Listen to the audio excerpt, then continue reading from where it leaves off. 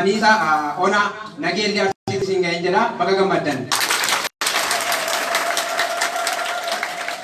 Ega inna wajira kan sakannu bu abahide fi dakali heddu kesa dabarreti arab sofi tufi heddu kesa dabarre dina injifachuudhaaf abdii akka qabnu osoo beeknu takka facha ira darba kan gorsa kan ofitti dabala yaada mo har'a wajjira kan barachuu irratti qeerroof qarree wajjin tattaafii fi dadhabbiilee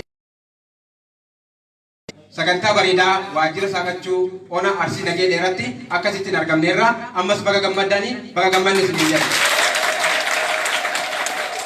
Qabsoon cunqursaadhaa, saamichaa, hacuuccaa, dararrii fi ajjeechaan hidhaan doorsiin biyya abbaa keenyarraa nurra ta'u falmaadhaan malee nurraa hin ka'u.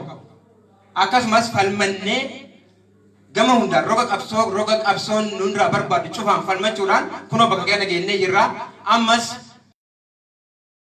dhaabbannee akka injifannoo keenya isa hafe sana barbaadannuu fi isa arganne kana tikfannu cimsinee isitti dhaammannaa jechuudha.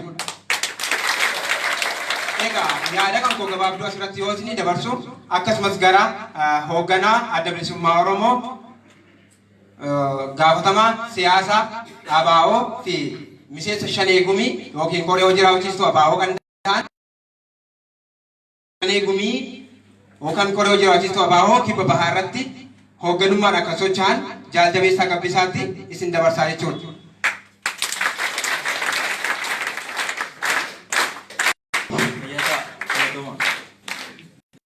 Galatoomii dursa Finfinneerraan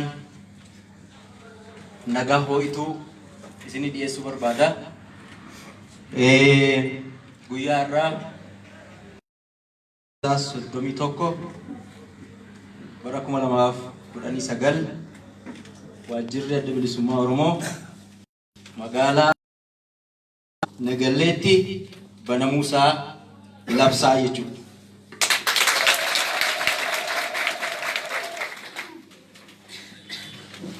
Waajjirri kun irraa eegalee caasaa adda bilisummaa Oromoo ka'a.